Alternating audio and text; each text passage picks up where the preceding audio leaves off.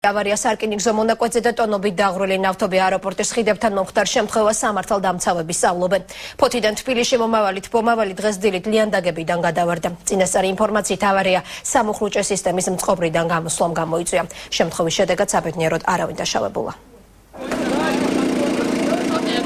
ასე იღვრებოდა ტონობით ნავთობი დღეს აეროპორტის ხიდებთან სარკინიგზო მონაკვეთზე.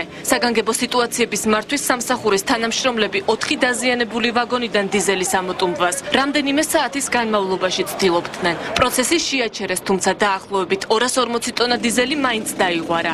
შემთხვევის შედეგად არავინ დაშავებულა.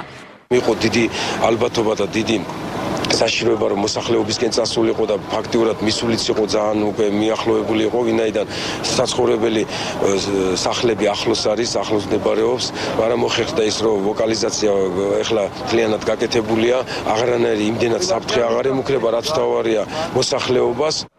დიზელი, რომლითაც 12 ვაგონი იყო სავსე, N კომპანიის ეკუთვნოდა. ტრანსპორტირება საქართველოს რკინიგზა ახორციელებდა. ნავთობი ფოთიდან თბილისში ავიასაწვავ სერვისის ბაზაზე მიდიოდა, სადაც N კომპანიის რეზერვუარები აქვს დაქირავებული. თბომავალი ბაზასთან თითქმის უკვე მისული იყო, როდესაც ლიანდაგებიდან გადავარდა. მემანქანის ხმა გადამცემით პირველად სადგურის მორიგემ გაიგო. მემანქანა და შემადგენელი ორივე პიროდენ გაგვიქცა შემადგენლობა და გვიშველებოდა მე შემოქმედროს შეაიღო და არ იყო და გავრევ ეს რას ხალხი ეგნა შემნარებით მოვიდოდა. ელმავალის მძღოლი პირველადი სამედიცინო დახმარების შემდეგ პოლიციაში დაკითხვაზე გადაიყვანეს. დაზარალებული N კომპანიის წარმომადგენელი მიიჩნევს, რომ ზარალი რკინიგზამ უნდა აუნაზღაუროს. ზარაოდენობის ზიანი არ ვიცი ჯერ. თვითმფრინავი მე ვარ. ფოთიდან მოდიოდა ვიღებდით ბაზაში და სარეალიზაციოდ უნდა გამზადებოდეს.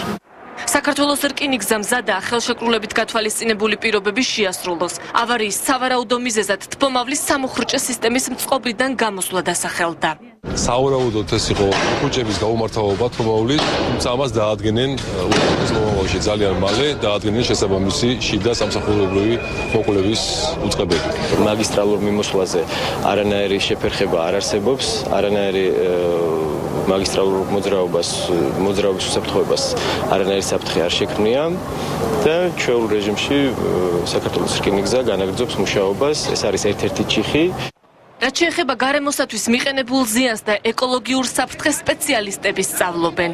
წინასწარი მონაცემებით ამაზე ლაპარაკი ძალიან რთულია, გამომდინარე იქიდან რომ არ ვიცით რა რაოდენობა დაიღვარა, როდესაც ზიანი ითვლება, აუცილებლად იქ რაოდენობაზეა, რა რაოდენობის დაღვრა მოხდა.